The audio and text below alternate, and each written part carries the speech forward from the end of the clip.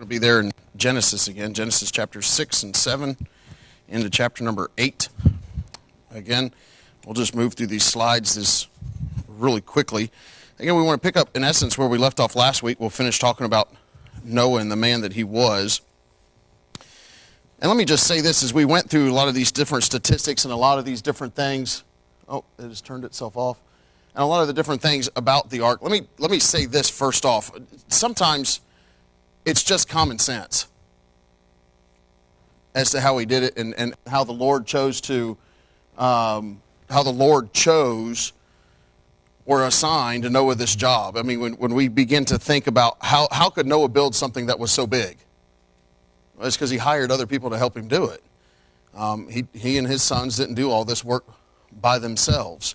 It was a job that I don't think, let me see if I can get this working here in just a second. But it wasn't a job that just was simply going to be a situation where it was, well, here we go, guys. It's just the four of us. And so what are we going to do in order to get this done?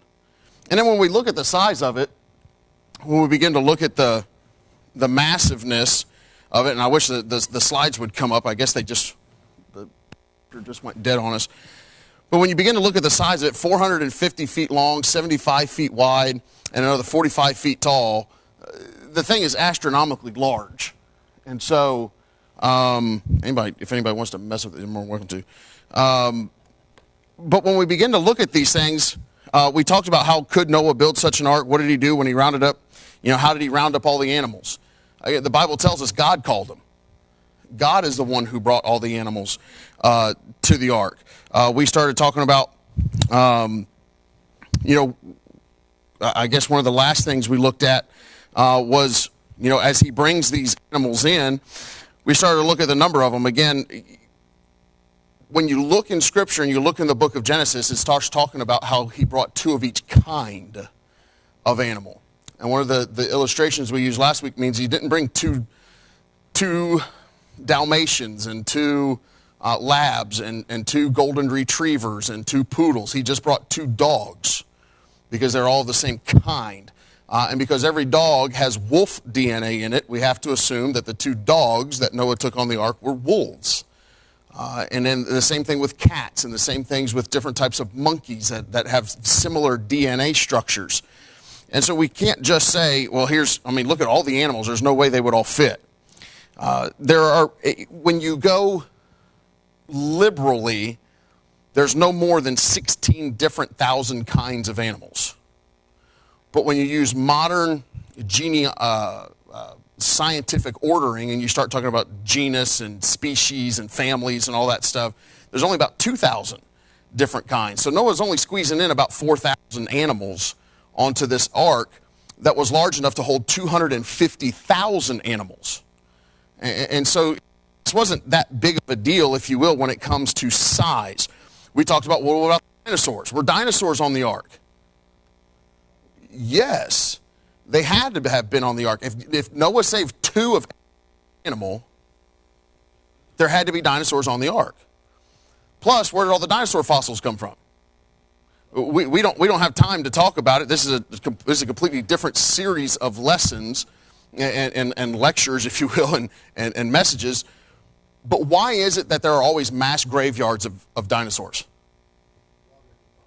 Because they're running from the floodwaters, and two, the currents of the floodwaters deposited all their bodies in approximately the same areas for years and years and years, and even longer than that. Scientists always just thought and assumed that all these animals were buried in flood sediment. Now, why did they assume that? One, that's what the Bible said, but two, that's what science backed up, was that these different kinds of animals were all buried in different kinds in these mass graves in sediment. Ken Ham introduces anything on the flood. He says, if there was a worldwide flood, what would we expect to find?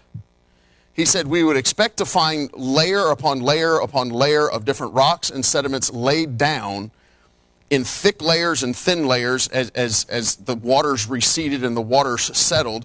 And we'd expect to find mass graveyards, and we'd expect to find different types of oceanic fossils all across the world. And guess what? That is exactly what we find. How do you get crustaceans?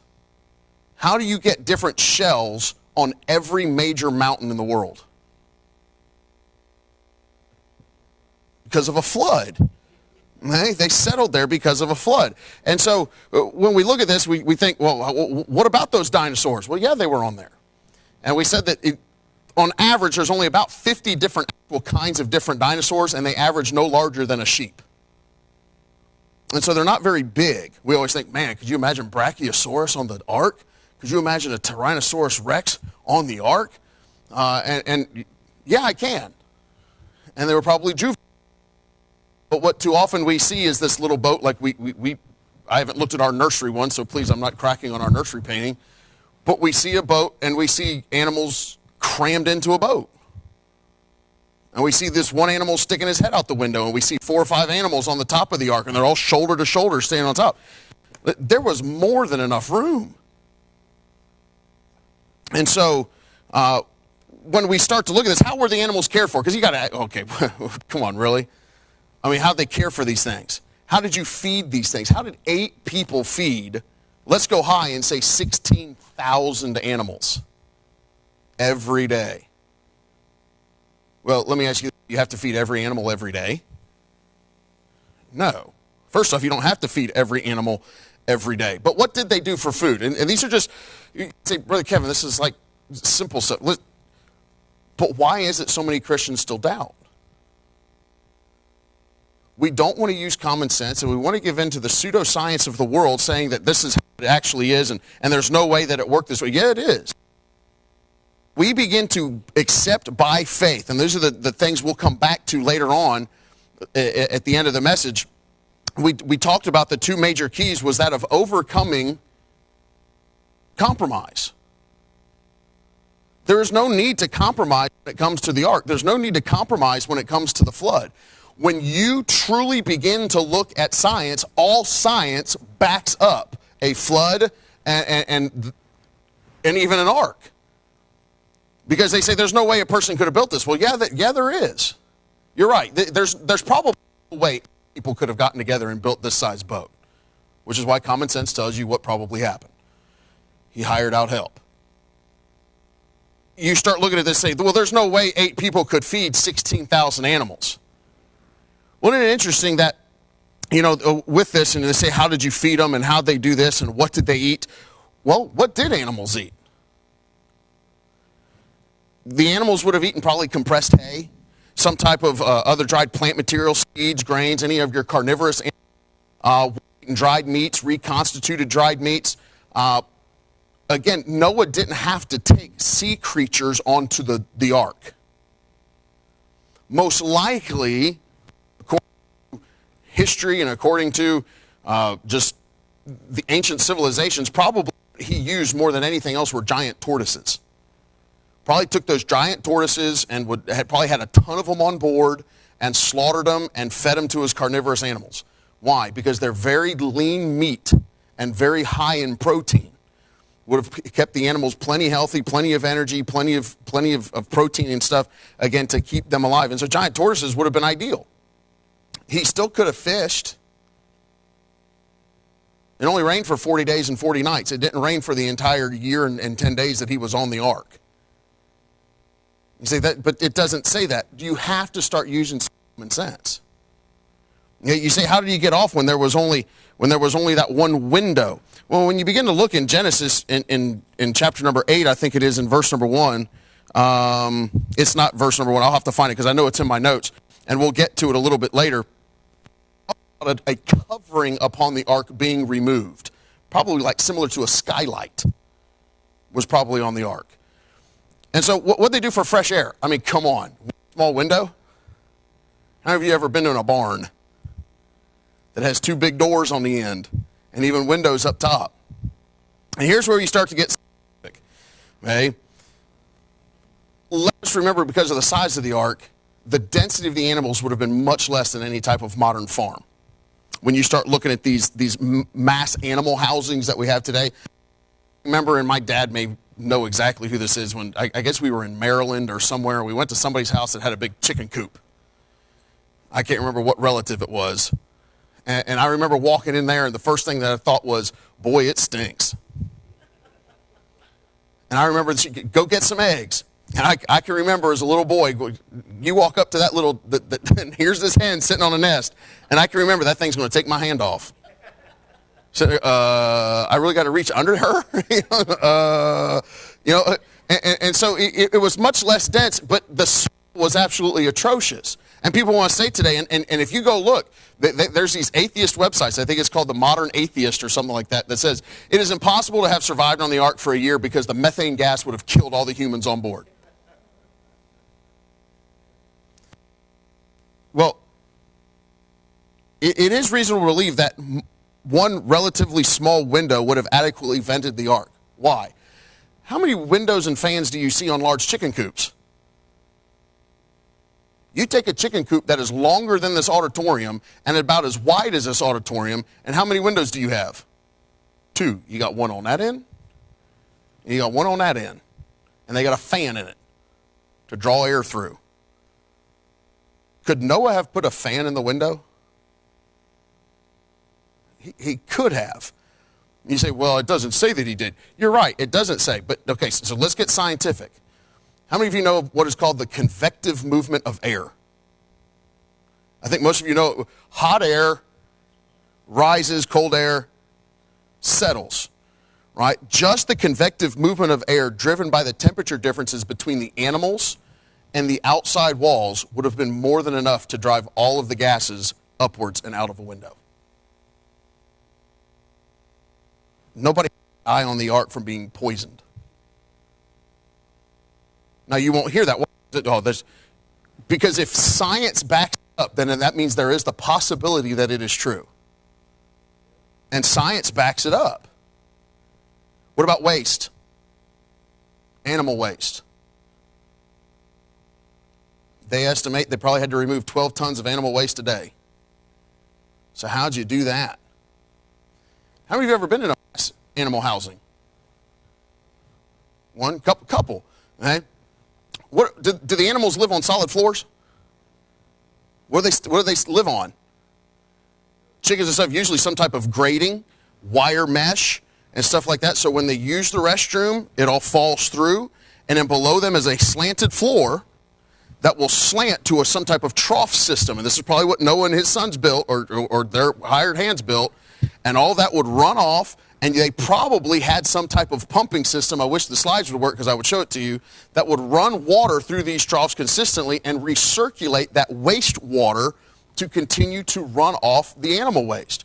Would take it then to the center of the ark where they probably had a dumbwaiter system set up or some type of a donkey on some type of, for lack of a better term, some type of treadmill or grind wheel that would operate the dumbwaiter or system or bucket system that would then raise that stuff to the top where it would be dumped off automatically. There's no way they were that smart. Why? We still use that today. It's that simple. We don't have to come up with some huge scientific answers to how all of this stuff was possible. But yet we as Christians many times want the truly hard scientific answer as to how in the world any of this was possible. And we have so turned our mind to want to have science prove it that we've abandoned the word faith completely when it comes to things like this.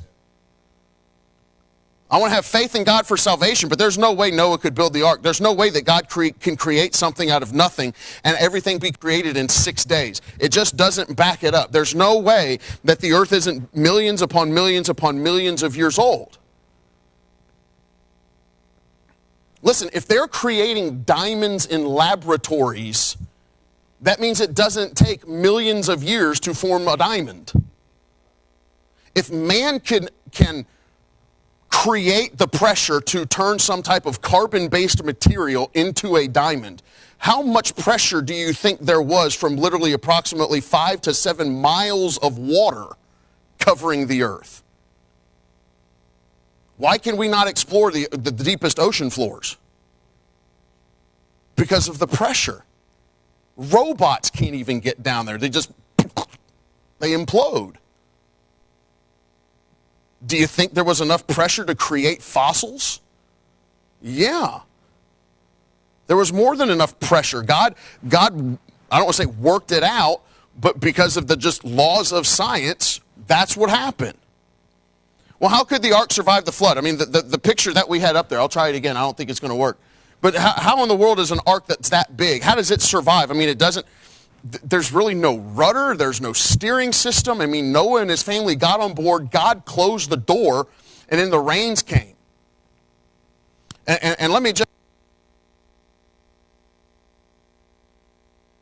was ripped apart.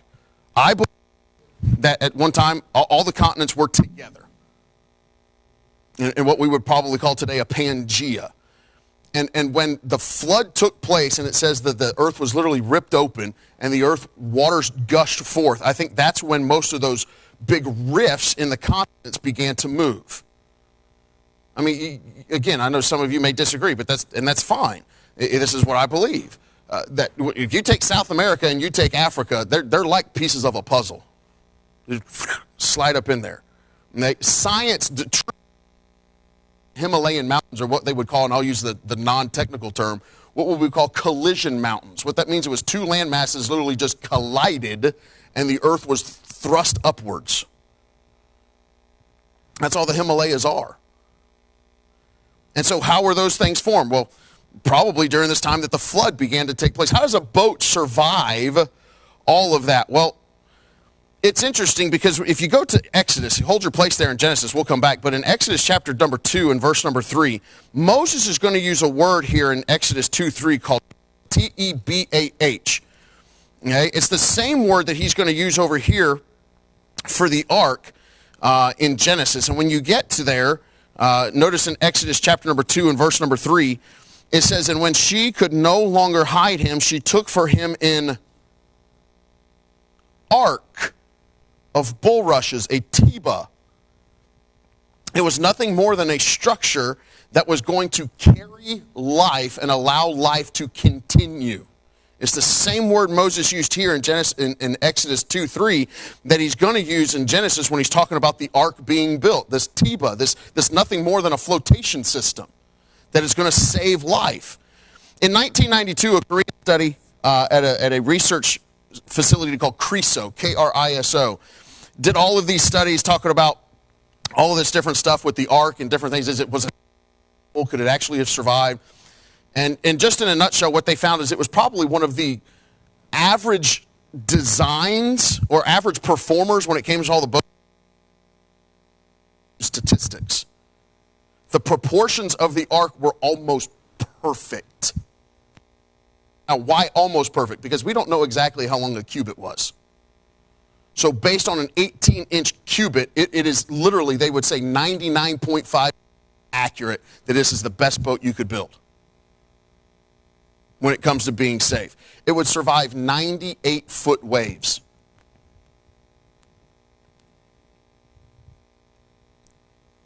How did you prevent it, though, when water came gushing forth from the bottom from underneath the earth?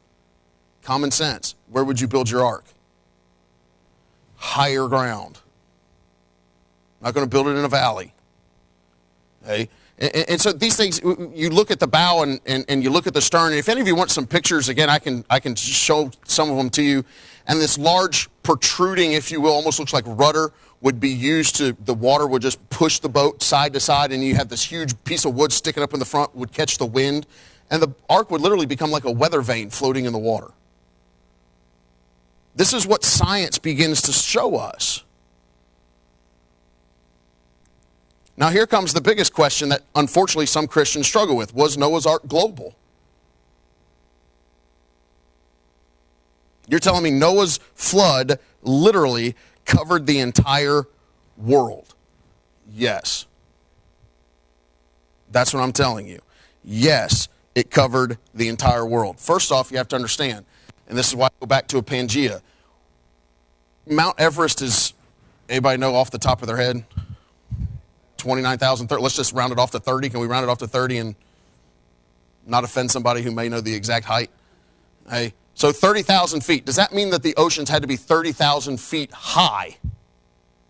No, that probably there was no mountain that tall when the flood first started.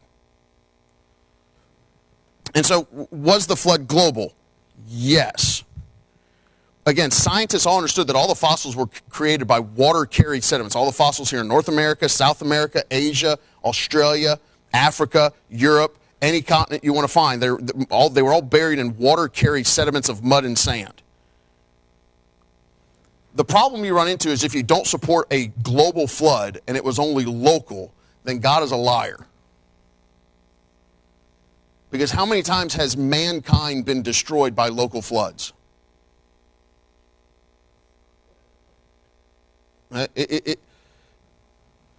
How many times have civilizations been hurt? I mean, the entire Chinese civilization was almost completely destroyed when the Yangtze River flooded. When the Indus Valley peoples, when the Indus River flooded, when the Nile River flooded, people are getting wiped out.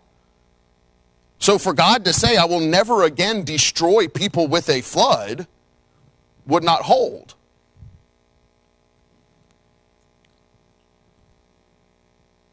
In 2 Peter chapter 3, we won't take the time to turn there just because of time, but Peter compares the judgment that God would send by fire to the judgment that God sent in the flood. And the judgment that God's going to send is going to destroy the entire earth. It's not going to just destroy a localized habitation. So why would Peter compare something that's going to destroy the whole world with something that only destroyed a portion of the world? Because it destroyed everything. If you can level off all the ocean basins, okay, is the Marianas Trench still considered the deepest portion of the ocean? Is it still considered? I know they're finding stuff all the time. Okay?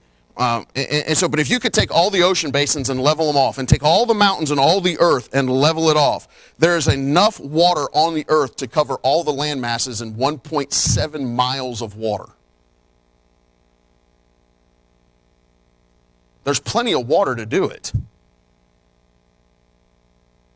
Well, how do we have land now? Where did all the water go? Well, where did all the water go? Common sense. In the oceans. That's where all the water is. You say, well, I don't get that. Okay? Go to Psalm 104. Psalm 104. Notice what God says here in Psalm 104. He said, Bless the Lord, O my soul, Lord my God, thou art very great. Thou art clothed with honor and majesty, who coverest thyself with light, as with a garment, who stretchest out the heavens with a curtain, who layeth the beams of the chambers of the waters.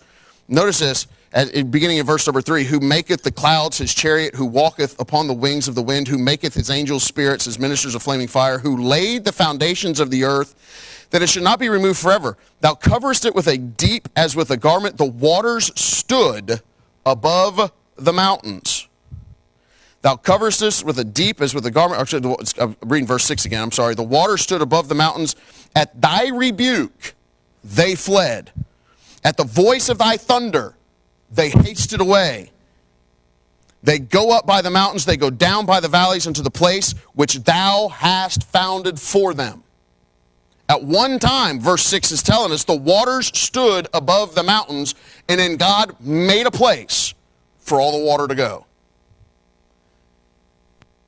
What we find is that God literally would raise land, the water, and create, if you will, holes in the ocean floor for the water to fill up, to land to once again be seen. That's how God did it. The next question we'll ask is, where is Noah's Ark today? It doesn't exist. People say it's on Mount Ararat somewhere. Where in the Bible does it say it's on Mount Ararat? When you go read, okay, when you go read, this is what it says in Genesis chapter number 8, verse number 4. And the ark rested in the 7th month of the 17th day of the month. Notice the phrasing, upon the mountains of Ararat. It doesn't say it's on Mount Ararat. It's on the mountains of Ararat, not Mount Ararat. It's in that mountain chain.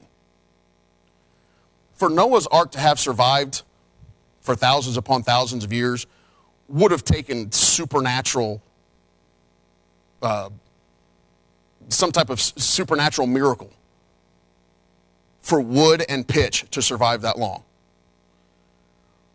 Now, I told this to our Sunday school class. You get off the ark, how many trees are there for you to cut down and build homes with? None. Personal belief, what probably happened to most of the wood on the ark? It became firewood, it became construction materials, and it became housing. It's really not too long from Genesis chapter number 8 to Genesis chapter number 11 that you're going to have built the Tower of Babel.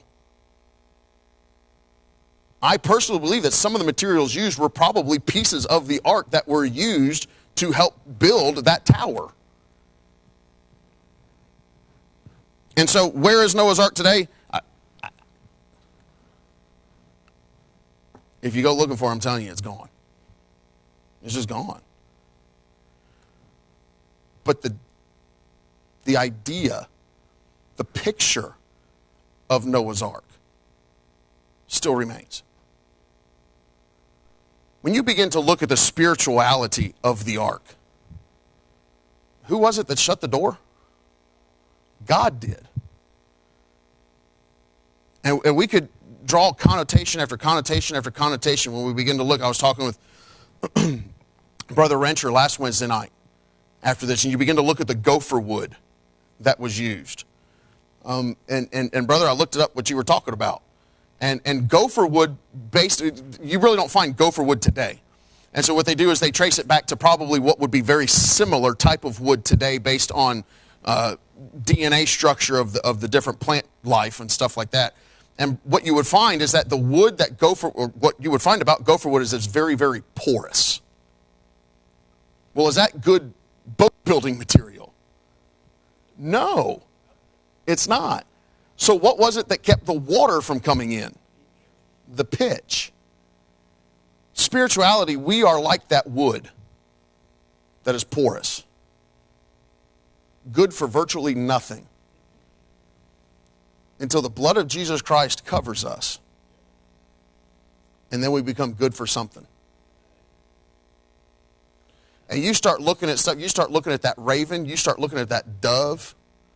That raven is a picture of man who is willing to take his life and live in a sinful world and in this ravenous world and live off of the deadness, if you will, because obviously a raven was a carrion bird. And we are happy and content to live that way, where the dove needed something different. The dove wasn't satisfied by the world.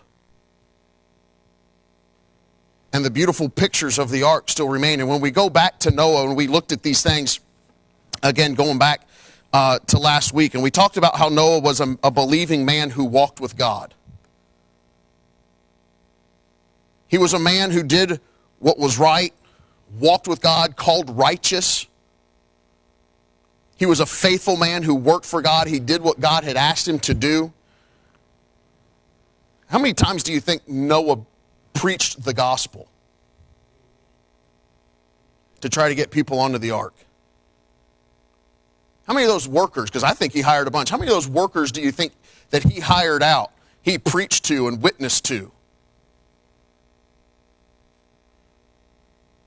And how do you think it broke Noah's heart when that door closed? And he could do nothing to open it. And when those floods came down, the pounding, the scratching, the yelling from outside the ark. And I know we can argue and debate and say, yeah, did Noah really hear it with the sound of the rains and everything coming down? And whether he heard it or not, it took place. And people finally figured out that Noah was right. And as we head into missions conference, people someday are going to find out that we're right. And let's let them find out that we're right with us. Because one day the Bible tells us that every knee shall bow and every tongue shall confess that Jesus Christ is Lord. One day, everybody's going to stand before Almighty God. It's a matter of if you're going to be at the great white throne judgment or if you're going to be at that bema seat. But Noah was not only a man who believed, was a believing man who walked with God, a faithful man who worked for God, but he was a secure man, and this is our last point, a secure man who waited on God. As the ark was built and the floods came down, Noah and his family sat there and listened to the rainfall for 40 days and 40 nights. The waters continued to rise for another 110 days as the waters of the deep just continued to come forth and continued to destroy life and continued to bury the earth in water. And then took another 150 days for the waters to recede. And when all was said and done, Noah and his family is on the ark for a year and 10 days. And when he gets off the ark, what's the first thing that he does? Builds an altar. It's God.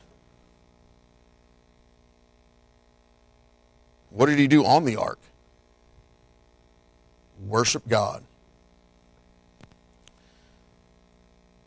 A man who lived on an ark for a year and 10 days would not spontaneously get off an ark and build an altar and worship God unless he'd been doing it already for over a year.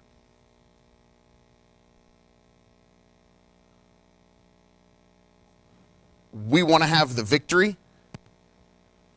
It's going to take some of us patience to wait on God. For they that...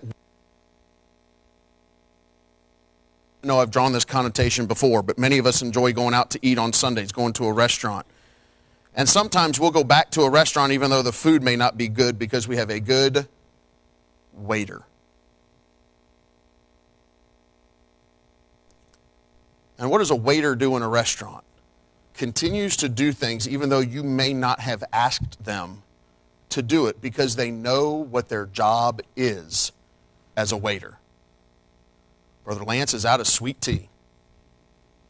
Before he even asks, before you even hear that noise of that straw, you know what noise I'm talking about when you get to the bottom of your cup. Before that noise is even heard, I'm either going to have him another glass or I'm going to have refilled his original glass before Miss Brenda runs out of water. Whatever it is. Before you have to ask for more napkins, I'm going to bring you more napkins. A good waiter hears a fork fall and looks at their table to see if somebody looks under. Oh, did somebody at my table drop a fork? Why? Because they know what they're supposed to do. They've been trained. They've been taught. This is how you serve people. This is how you serve people correctly. And for years and years and years and years, we've been taught how to serve God.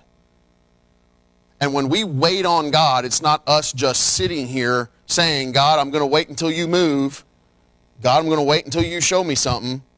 God, when are you going to actually move, God? When are you actually going to say something to me? When are you going to actually begin to show me what it is that you want me to do? And we've taken our Bible and we've set it to the side, and we've taken our church attendance and it's become lax because we're tired of waiting on God. And our prayer life has virtually disappeared because I can't wait anymore. This is just getting ridiculous. Why do I? God, you told me to wait and wait and wait. You told me that you'd give me the desires of my heart, and I'm not getting it. So what's going on? And we get tired of waiting. But I am waiting. I'm just sitting here waiting. That's your problem. You're not sitting waiting. You're sitting doing nothing. That's not waiting. The tense of the Hebrew word has the idea of doing something while you're waiting.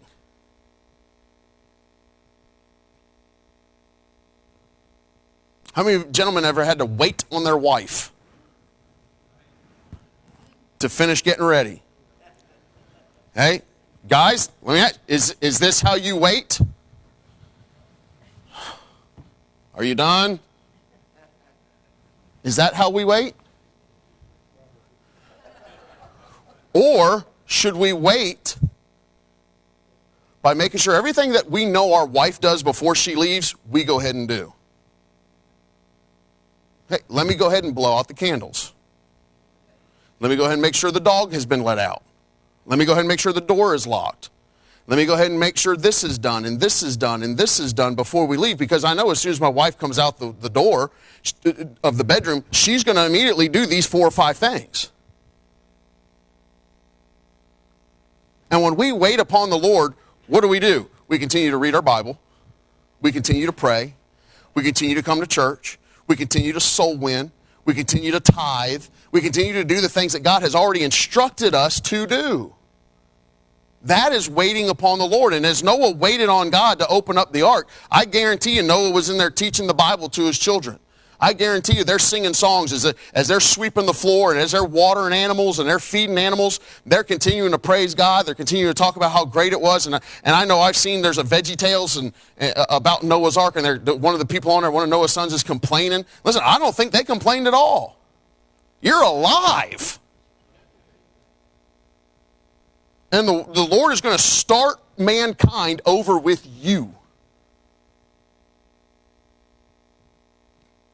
How much do you think Noah challenged his sons and his daughters?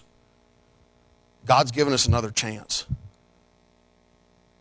We watched all of our friends die.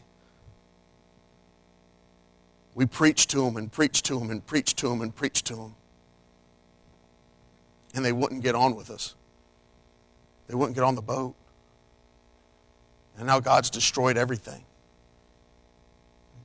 Ham, he's going to start over with you. Sham, he's going to start over with you. Japheth, he's going to start over with you. He's going to start over with me. Are we going to raise our kids to do what's right? Or are we going to allow them to turn and allow their imaginations to become only evil continually? Are we going to have our children raise our grandchildren right? Wasn't much time passed. I'm not saying it's one of their faults, but it wasn't much time passed until the Tower of Babel was attempted to be built.